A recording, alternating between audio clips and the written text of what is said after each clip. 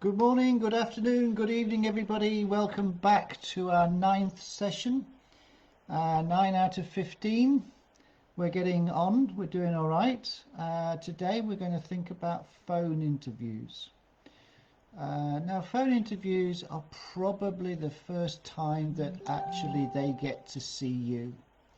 So you've been through the application form stage, you've been through the online test stage, been through the recorded video interview stage. That all will have been processed automatically, pretty much guaranteed. So they've seen all that. They come to the point where they now have to take a decision, yes or no, from the automated stuff. And you can assume that they've said yes, the automation has said yes, and now you're into the to the more real, the business end of the recruitment process, as somebody actually gets to see you. Now, phone interviews are not the most common type of interview at the moment. Sometimes they're used as a screening interview, sometimes just 2 or 3 questions.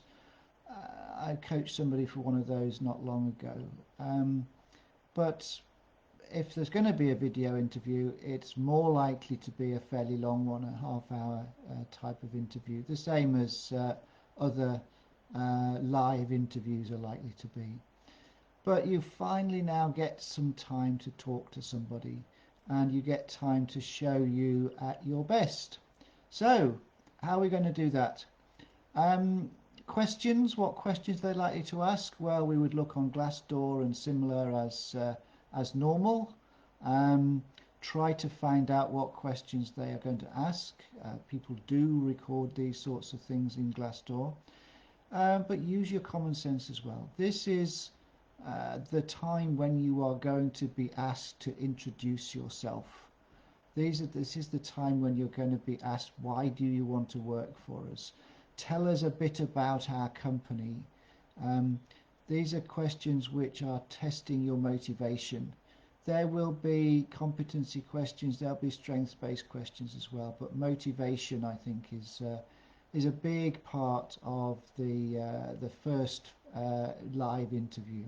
So, tell us about yourself is a really important question, which you need a solid answer to. It's not waffle, it's not oh, I grew up in Birmingham and I went to school here and I've got 3 brothers and a sister, and it's not that. It's very much focused on your university career, your work experience or your career history, perhaps your extracurricular activities, something about your voluntary work. It's trying to build a picture of you as a person. And I usually say preface all that with some key points about you.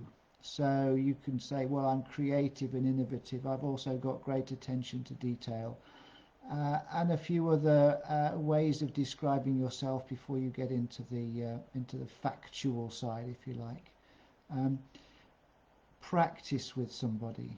Yeah, write something, practice it. Write bullet points to remind you, and then talk around those bullet points. It has to sound spontaneous, but that's a really important question that you need to be able to answer 1,000,000 times as different people ask it in different steps on the way to recruiting you. So tell us about yourself is probably the single most important question you can practice across all interviews, all companies. As I say, tell us a bit about our company. You must do your research about the company. Really important. The facts and also some of the softer stuff around values, perhaps a little bit about CSR, things which you can play back to them. I think that's the important thing. You're playing back to them to say, look, I've done this research. Okay. As I say, practice with somebody who knows what they're doing. And, don't forget, there are people outside your family and friends who can help you. I do this day in, day out. So please, if there's anything I can do, then come to me. Yeah, I would be delighted to work through these things with you. I am not expensive. don't worry about the price. The value is significant. The value of you getting a job is the most important thing here. So invest in yourself and you will have a much stronger likelihood of success. If you know who you're going to be interviewed by, then LinkedIn them. Find out something about them. There may be some common ground between you, but at least you can, you can raise a question in small talk, or make a comment before the interview. Oh, I noticed you did this, or I see you went to the same university as I did, or something which starts to break the ice, because that is an important thing to try to break the ice early on, so that you're building rapport straight away. Notes. Where are you going to put your notes? Well, you can put them on your desk, of course. You can put them on the wall. You can lean them on the front of your laptop, whatever. But try not to look down too much as you speak, because the sound of your voice changes when it's being reflected off the desk.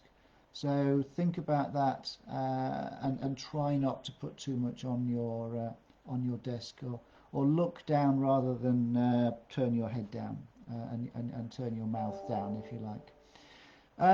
Make sure your phone's charged. The last thing you want is for your battery to cut out halfway through. Make sure the environment is suitable, quiet, not going to be interrupted, just the same as your video interview that we talked about in a previous session. Wear smart clothes. You say, why? It's a telephone interview. It is a telephone interview, but you want to put your mind into a business focus. You want a business mindset. And you don't necessarily get a business mindset when you're doing your interview in your pajamas, in your bed. So wear the right things, be in the right place, and you will start to focus on this as a business call rather than just a chat with a friend. Yes, when you get to the end, thank them for their time. They have dedicated some time to you, just as they've expected you to dedicate some time to them. They will thank you for being available. You thank them for their time. Tell them that you've enjoyed it. Say that you're looking forward to hearing from them about the next steps. Give them the feeling that you're confident enough to be moving forward. Email them afterwards if you can, if you know their contact details. Say thank you again, how much you appreciated it, etc. Keep that relationship going. If you don't know them, then you can email HR and thank them for the opportunity to talk to whoever. Before you start, take some time to convince yourself you can do it. Take deep breaths. Tell yourself, I can do this, I've got this. It will give you a feeling of confidence before you get into the detail of it. I think that's probably about it for telephone interviews. I think you will find them not too challenging. It's tough to start with perhaps, but you will get into them and you will find that it becomes something of a conversation.